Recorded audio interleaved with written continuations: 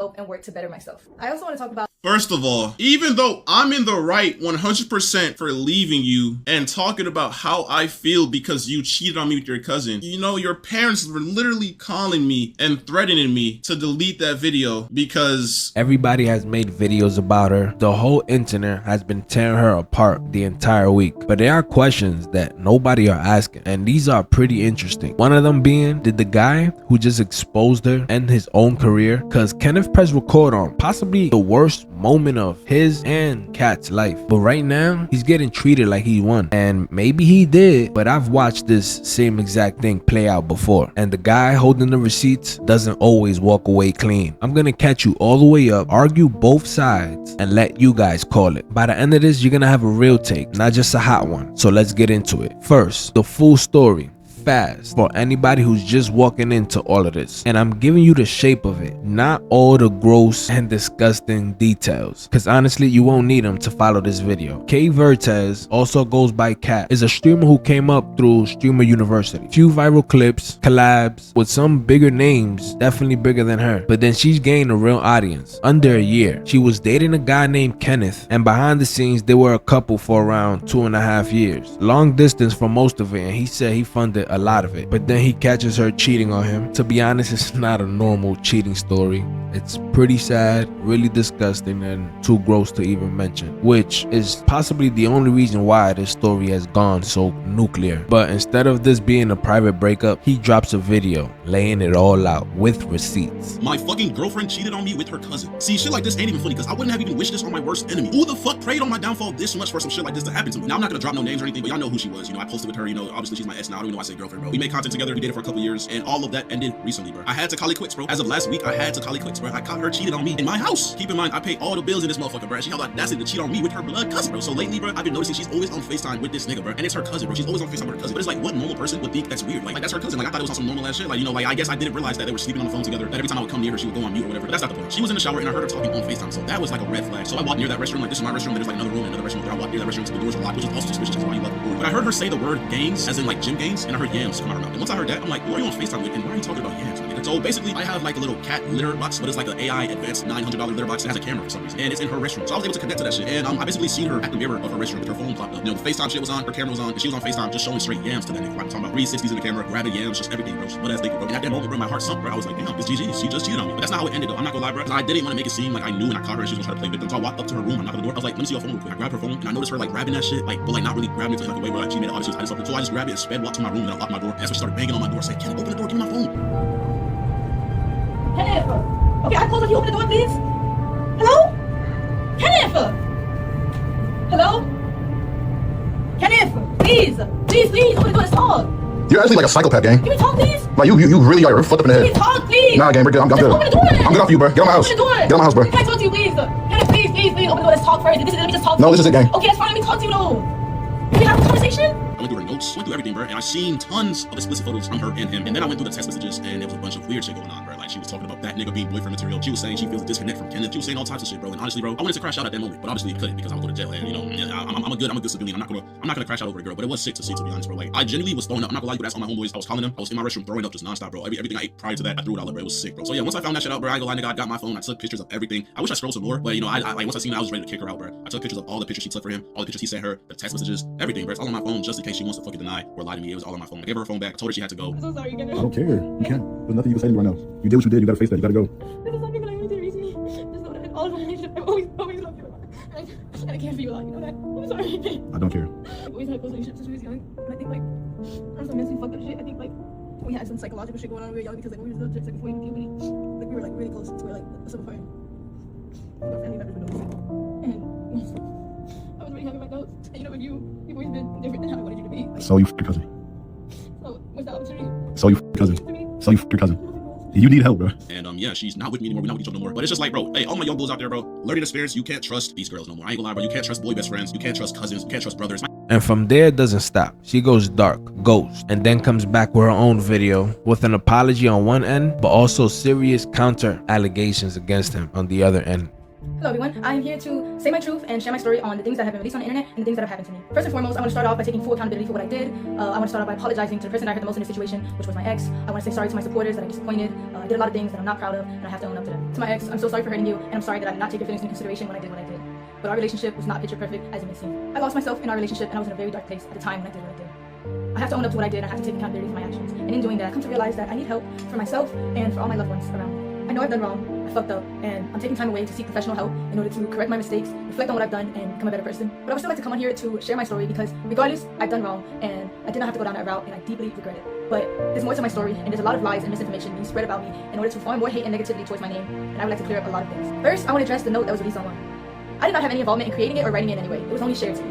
And I also want to make this very clear. I did not have any sexual intercourse with anybody outside of my relationship. There was a rumor going around that I was cheating my entire relationship and I've been doing this for months, which is completely false because it's only a recent incident that had occurred. I'm not trying to make anything I've done sound any better, but I think it's important that I share my truth because of the insane amount of lies that are being spread about me on the internet. Firstly, I want to clear up that I wasn't disowned by anybody, and I still have a great relationship with my mother. This was a fallacious rumor that was started by someone that I thought was a friend and is completely untrue. My family does not agree with the choices that I made, but they're standing beside me as I continue to get help and work to better myself. I also want to talk about Extreme that my ex was on, where he alleged that I did not want to publicly claim him and I wanted to hide our relationship from the internet. But in reality, in the first year of us being together, we actually had a popular couple page. And the real reason why I wanted to go private was because at the time, I had a lot of people actively telling me to leave him because he was toxic. I also want to make it clear that any cousin or stepbrother or any content like that we made together was his idea and he convinced me to do it. The next thing I want to address is a very serious topic. It is my belief that suicide in any form should be taken serious and never lightly. While I understand the streaming business and the need to say crazy things in order to get clicks and impressions, the thought that somebody's personal struggle with suicide can be used by anybody for jokes and views is disgusting and cruel. While I've been off the net, it was brought to my attention that the streamer Snowcone made up a false rumor that I admitted myself into a suicide facility in order to get attention from my ex. I was involuntarily admitted into a suicide facility because I was considered a threat to myself. It was a terrible experience and one I would never wish on myself or anybody else. I want to say to Snowcone that while I understand I'm not perfect and I've done wrong, regardless of the mistakes that a person makes, that doesn't give you or anybody else the right to belittle, lie, and create false allegations about somebody's mental health. Throughout all of this, you've lied and made up rumors about me in order to hate farm me and get attention. Even though you don't care, I want to let you know that the rumors you created have garnered me more death threats and have made my mental battle that much harder. And that hurts from someone I considered a close friend. Me and my ex were involved in a toxic and abusive relationship. When I was in love with him, I was blind to the harmful behavior and abuse that was going on. Our relationship was built on unhealthy emotional attachment, and I stayed because it was all that I knew. He was my first boyfriend, he was my first everything, and I met him when I was 18, just graduated high school, and he was 21. There's two sides to every story, and our relationship was unhealthy on both ends, and since he decided to bring my wrongdoings onto the internet, I believe it is only fair that I bring attention to the things that he has done to me, because my ex was never a saint like he paints himself out to be. We had a lot of arguments throughout our relationship, which was normal, but what wasn't normal was the verbal, mental, and physical abuse that he subjected me to. He put me through a lot in the past 2.5 years of us being together. He even forced himself on me at one point. My ex dealt with a lot of anger issues, and he would often use me as an outlet. For example, he would punch things, he would rip wires in the heat of conflicts. He would yell at me when I cried, and he would gaslight me until I believed I was the problem. There were 2 or 3 times where my ex would approach me unprovoked and put me in a chokehold against the wall, and I would tell him to stop because I was scared, and he wouldn't. The next thing I'm about to say are serious allegations that I know men often get falsely accused of, but at the end of the day, all I can do is come on here, tell my truth, tell my story, whether you want to believe it or not. There was a time where me and my ex were drinking, and he forced himself onto me, and it hurt, and I cried, and I begged him to stop, but he never did. At the time of my essay, he was very rough on me, which resulted in me getting a cut on my insides. Luckily, I was able to take video footage of the blood on the scene and a graphic photo of the damage that resulted.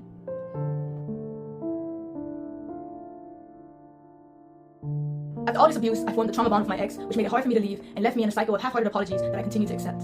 This was a memory of mine that was heavily repressed because I didn't know how to process it at the time, and I was very oblivious to what a healthy relationship was supposed to look like. After 1 year of mental torment and trying to get my ex to change, to no avail, I left. Here's proof of my ex admitting to his anger issues and admitting to the abuse that led to the fallout of our relationship. I still have the letters that he wrote for me where he confessed to his abuse and confessed to the wrongdoings that he put me through in our relationship. I also have a screenshot of a 20-minute confession where he confessed to his wrongdoings, and he made it for me in order to convince me to continue being in a relationship with him. I tried to re-access the link in order to showcase the video for you guys today, but it was sent by him and it was privated by him, so I no longer have access to it. My ex often tried to use money as a way to avoid responsibility for his shortcomings. I'm very grateful for everything my ex bought for me. However, I don't appreciate insisting that I was freeloading off of him when everything he ever did was his choice. And I don't believe a relationship should just be reduced to illicit expenses either. Monetary value does not disregard toxic behaviors. After all these gestures, I took my ex back in February of 2025. And in March of that year, after leaving him from the airport, I was set into a spiral of losing myself and wanting to seek therapy. Here's the video I recorded after leaving my ex. Like, I just don't know what I'm doing. Like I feel like I just need to listen to help from other people in my life or. So he responds, she responds, and turns it into competing stories where one or the other just calling each other liars. Now, there's heavy stuff in here. Allegations fly in both directions that are serious, unproven, and I'm not gonna sit here and try to play judge on. I wasn't there, you wasn't there. Anybody online acting like they know exactly what happened, they lying to you. So we're not doing the whole whose allegations are real video, because There's probably 12 or more videos out there for you guys to go watch and enjoy. We're doing the one question that's actually answerable. Now that it's all out there, did exposing it actually help him or did it bury him too? So before we get into that, you gotta understand why this blew up the way it did. Because besides all the gross and disgusting allegations in this story, here's something that should also sit weird with you. This isn't the only story like this on the internet. Unfortunately, we've seen worse on platforms like X. But Kenneth and Kat situation, it got people making 4-5 videos, streamers